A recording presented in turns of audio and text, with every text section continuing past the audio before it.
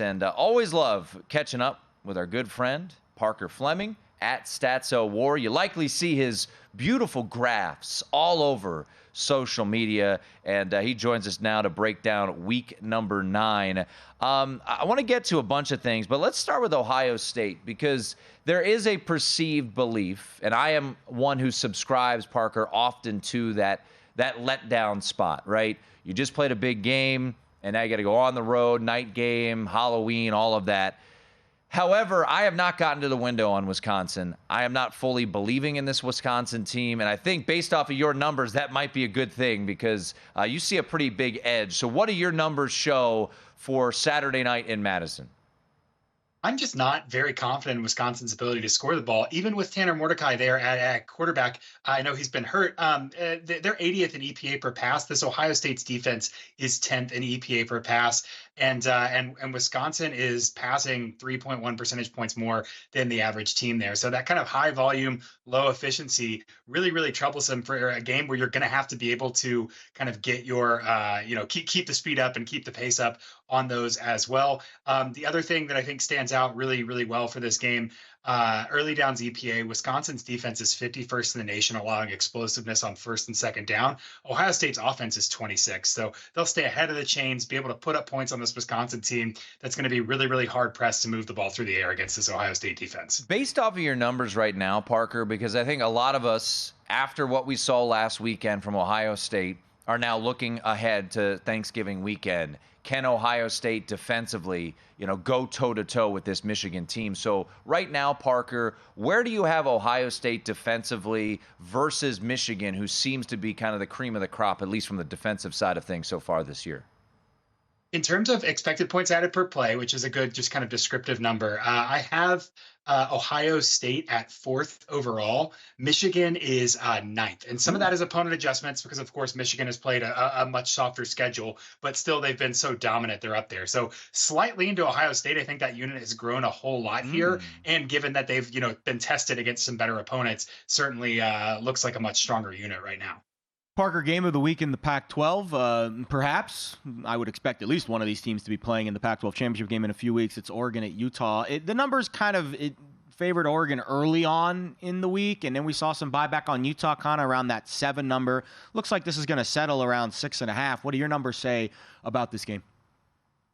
I had this right about 7, but man, I had this as the under of all unders. I've got about 26 projected points here. Wow. I don't know how you could bet against Utah at home with Kyle Whittingham, regardless of the circumstances here. But I mean, these defenses are both very, very good. Utah is 2nd in EPA per play, Oregon 16th overall. So we'll see what Utah's offense can do. They've been improving, but even with some time recency weighted stats, they're still 102nd in EPA per play on offense. So we'll need to see a little bit more about them. But the thing about Utah that they've been very successful at this season is controlling the pace and kind of dragging you into playing their game. They're 121st in rush rate over expected on offense. They're rushing almost 10 percentage points more than the average team. Oregon is 12th. They're rushing 9% less. So two diametrically opposite styles here. I'm really interested to see to what extent Utah will be able to make Oregon play their game, but I don't foresee a lot of points here.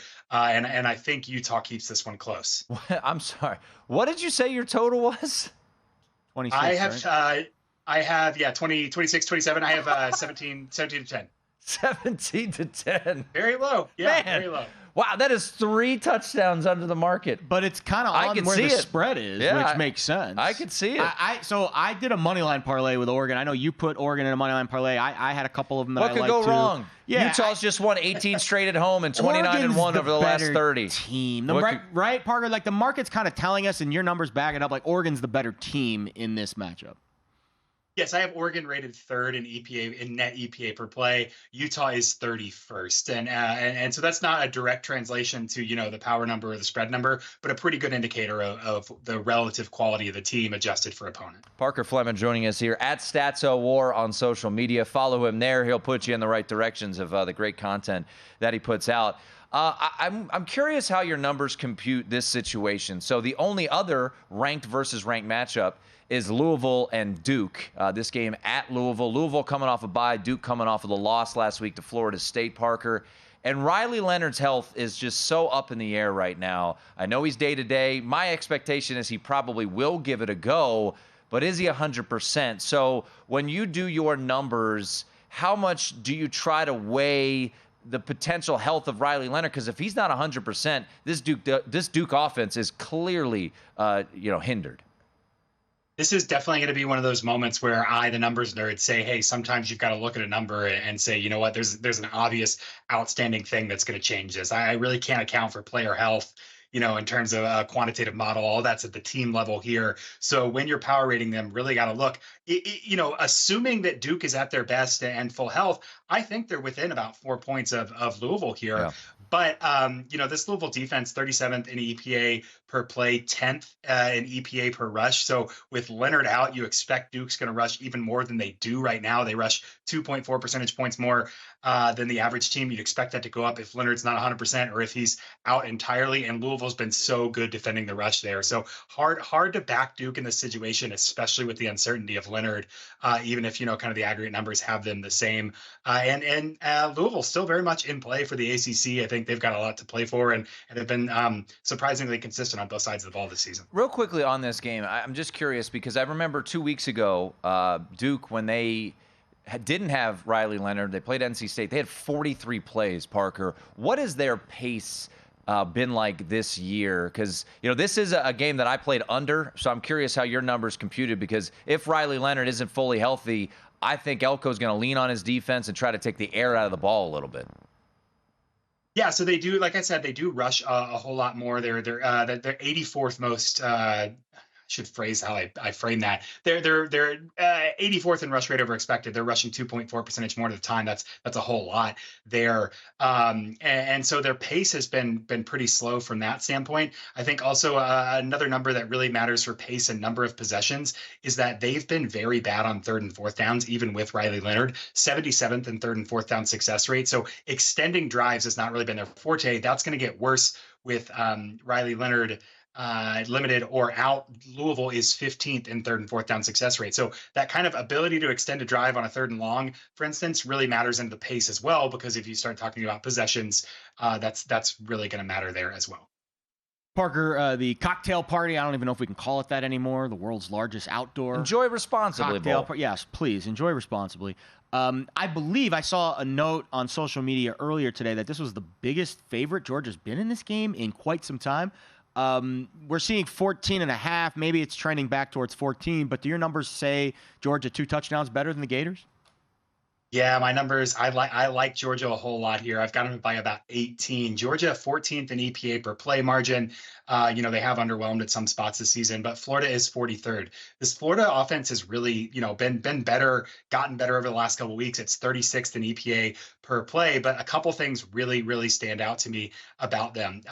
One, they're much worse at finishing drives than they are generating quality possessions. They are 70th in points per quality possession, but 27th in generating quality possessions. And they are 101st on third and fourth down success. Georgia's defense, third overall. I think we're going to see a lot of third and long, third and Mertz. In my opinion on Graham Mertz, kind of from a third and Mertz, third and Mertz, man. Fantastic. When you can ask him to do one or two things, like that last drive against South Carolina, for instance, like, dude, they're playing prevent, go get it. Like, we know exactly what you want here. I think Georgia's going to be able to pressure him. Georgia's going to be able to make him have to make that second and third read, really disrupt him. That's going to put him in a negative game script, and that's really where the difference comes from. I don't think Florida's offense is going to score very much. At Statso Wars, where you can find Parker on social media, and he puts out his graphs and his breakdowns based off of his models each and every week, which is a great asset to have out there. A game that you mentioned, and this is going to make producer Britton pretty happy because the market is going against Nebraska, probably because of the injury concerns there for the Cornhuskers. How do you see Nebraska and Purdue? Should be a lovely evening in the Midwest with like temps in the 30s and maybe some snow. Yeah, well, would love for it to get messy, certainly. I think that favors Nebraska. They're rushing, the 129th in rush rate over expected. That's basically the service academies and then Nebraska in terms of who's rushing the most this season. And Purdue's defense has not been great. 64th in EPA per rush, 82nd in EPA per pass. So that pass defense being worse actually gives Nebraska a little bit of a longer leash. Like, hey, maybe we can be a little bit two-dimensional here. And then Purdue, offense is not great overall, 40th. Overall, but they're 38th against the rush. That's actually where Nebraska has excelled. They're second in EPA per rush. So I think that, again, they can keep the pressure up on Purdue here, and then be able to kind of dictate the pace and say, hey, we're just going to rush a bunch against you. We're going to really lean on you with this 42nd rated rushing offense. And so numbers here like Nebraska, obviously injuries and all that have to factor in as well. But on the merits, I think this is a Nebraska team that matches up well with Purdue. Real quickly, we only got 30 seconds. USC Cal, your numbers can't put into motivation, but numbers alone, you actually like the dog a little bit here. I do. If last week hadn't happened, I would be Oliver Cal. This would be like the quintessential Justin Wilcox. Of course, they're going to do this weird spot. But there has been some, Lincoln Riley's been out. Practice has been a little crazy for USC. It's not a great spot for them. I like Cal just on the numbers. If you want to start doing some motivation, I think this is a fine thing to sprinkle some pizza money on. Parker, appreciate you jumping on in a moment's notice at StatsOWar on social media. And, gingers combined, right? Triumvirate of gingers here. So we appreciate it. Go to VSiN.com/subscribe to become a VSiN Pro subscriber today.